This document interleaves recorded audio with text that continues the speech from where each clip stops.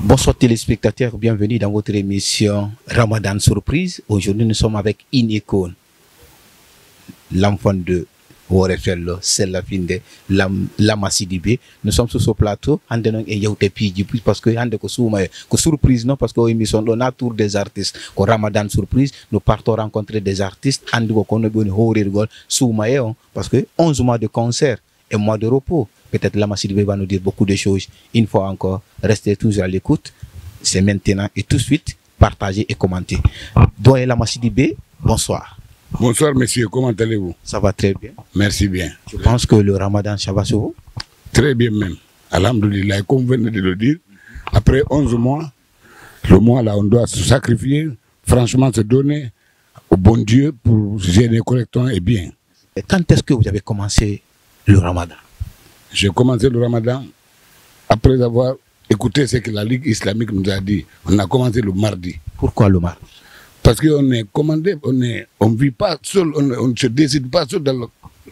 Il y a une Ligue islamique qui est là. La Guinée a un président, donc il y a un État qui peut nous dire faisons ça ou on ne fait pas ça. Moi je pensais que vous avez commencé le lundi parce que plus souvent qu'on est Makka ou Ridata. Oui, ça c'était avant qu'on pouvait parler.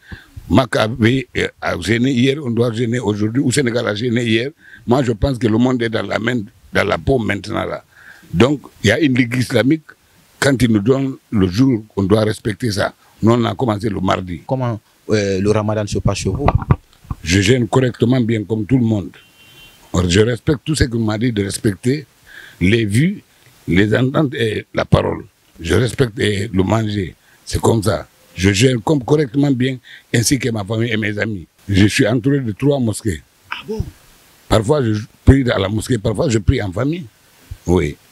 Maintenant, Lama Sidibé, pendant ce mois de... Pourquoi je prie parfois en famille? Parce qu'il y a des femmes derrière moi. Bon, elles commencent à 14 heures de travail jusqu'à 20 heures, elles sont en train de travailler. Donc, dès après, couper le carême, si tu dis encore, allons-y à la mosquée, c'est autre chose, ça va les fatiguer. C'est pour ça, parfois, je prie chez moi. Mais je suis entouré de 3 mosquées. Partout où je vais, c'est là-bas où je prie. Et pendant ce mois de Ramadan, est-ce que vous préparez des textes? Tous les jours, je répète avec mes musiciens. Pas tous les musiciens, mais je suis toujours avec mon soliste, c'est-à-dire le directeur musical avec moi. On vient, on mime, on se donne des idées. Pendant ce mois de Ramadan? Mais bien sûr. Nous, on se repose pour les spectacles, mais on ne se repose pas pour notre boulot. Il faut qu'on travaille, c'est maintenant on doit travailler, c'est une autre inspiration.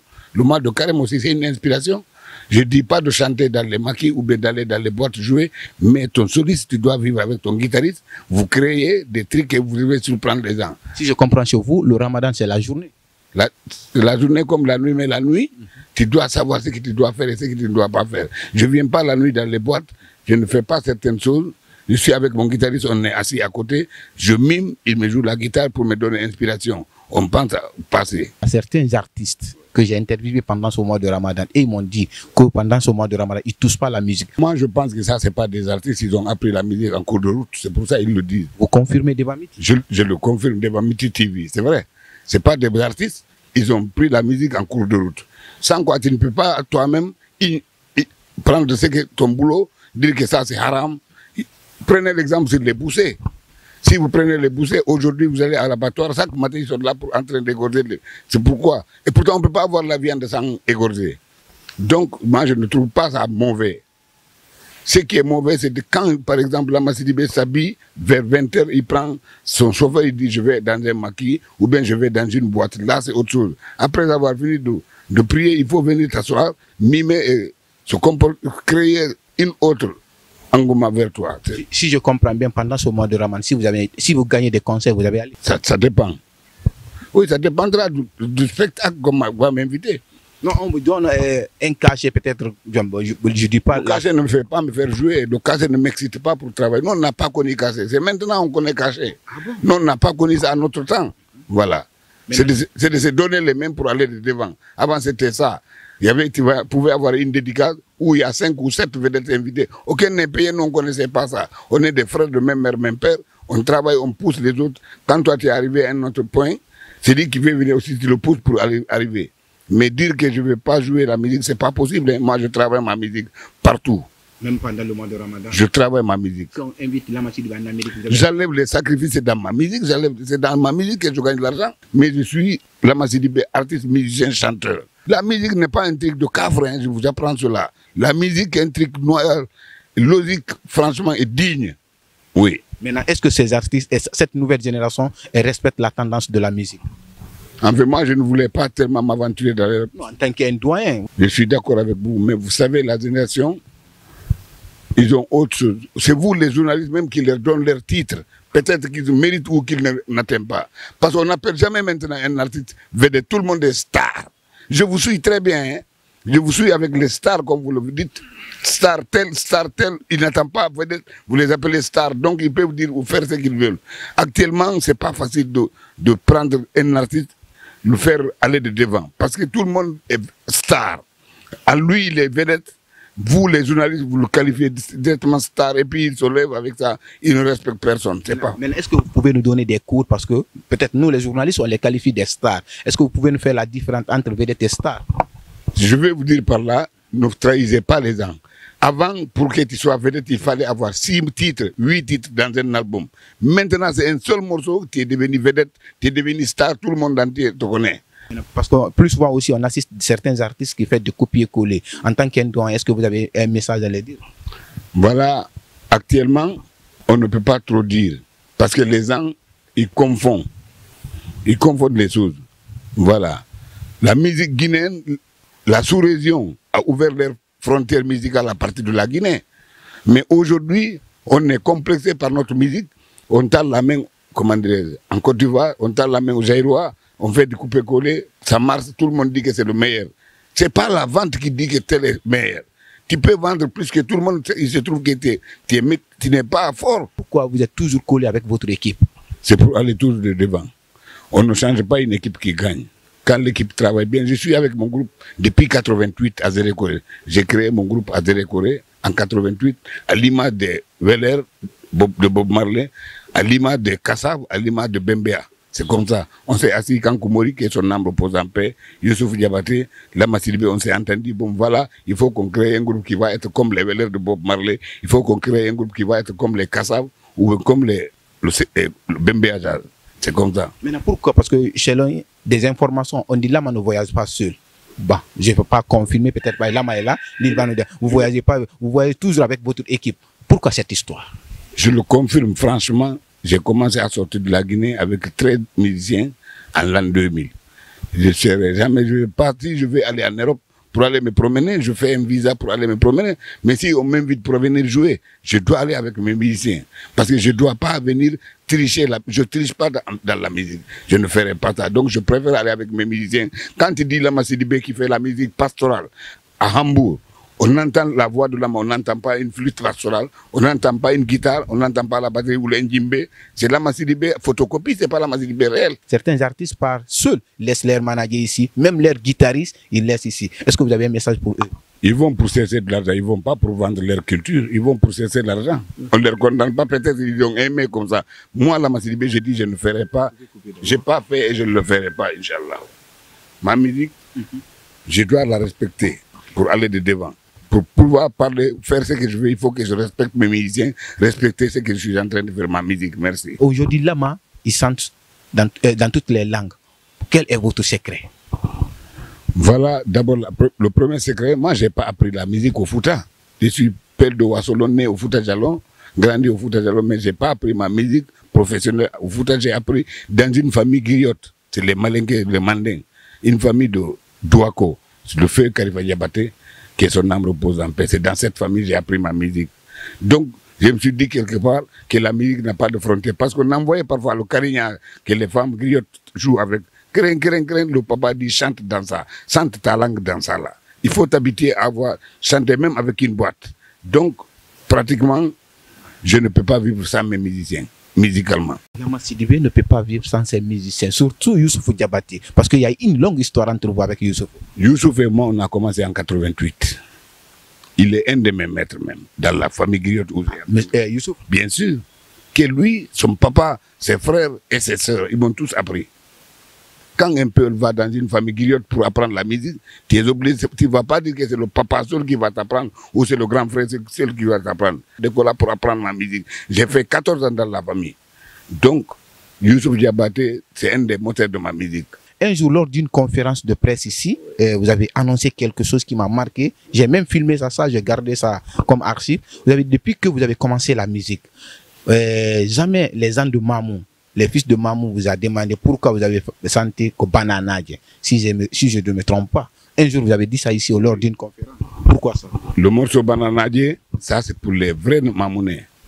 Parce que moi, je suis né à Mamou, j'ai trouvé cette bananeraie. À l'époque, c'était les Libanais qui dirigeaient. Il y avait tout ce que j'ai parlé, les liens que j'ai parlé dans le morceau, tout ça c'était des plantations de bananes.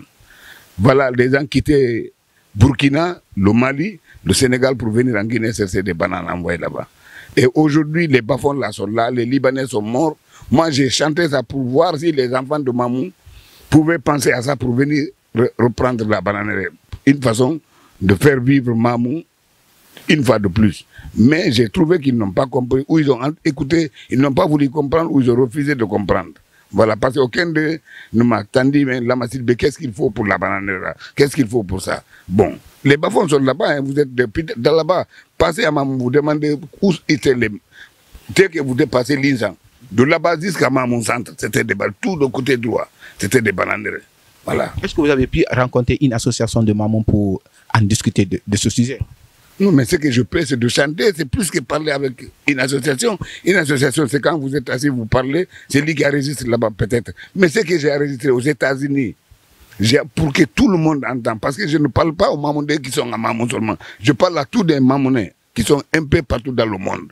Parce qu'il n'y a pas des aventuriers plus que les Mamounais. Donc, je parle à tout le monde qui sont à Mamou, à Conakry, un peu partout dans le monde. Mais ils n'ont pas voulu comprendre.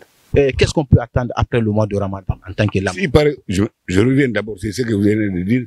Si par exemple je refusais, parce que je ne voulais pas répondre, mais vous avez posé une question qui m'a beaucoup marqué, me demandant si pendant le mois de Carême, je fais la musique.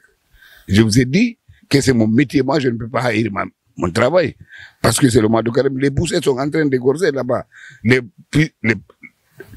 Tout le monde fait le boulot. Vous, les journalistes, vous travaillez. Alors, si vous me rencontrez, vous me dites de faire, je dis non, je ne fais pas. Cela veut dire que je ne fais pas mon boulot. Je fais un album de 18 titres qui doit sortir très bientôt, Inch'Allah.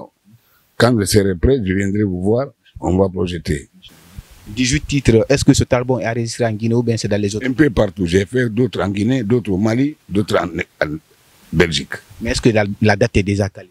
Je n'ai pas calé la date, mais j'ai calé le moment. Okay. Mais je voulais juste vous dire, pourquoi tous les artistes du milieu pastoral, là, vous avez m'excusé le terme, pourquoi tous les jours les artistes du milieu pastoral, leurs concerts ou bien leurs dédicaces se projettent au Belvédère? Peut-être qu'ils ne sont pas sûrs d'eux. Mais Lama Sidibé a fait un événement. Mais bien sûr, c'est moi qui ai ouvert le Belvédère. J'ai joué 14 ans au Belvédère. C'est moi qui ai commencé à jouer là-bas. Voilà.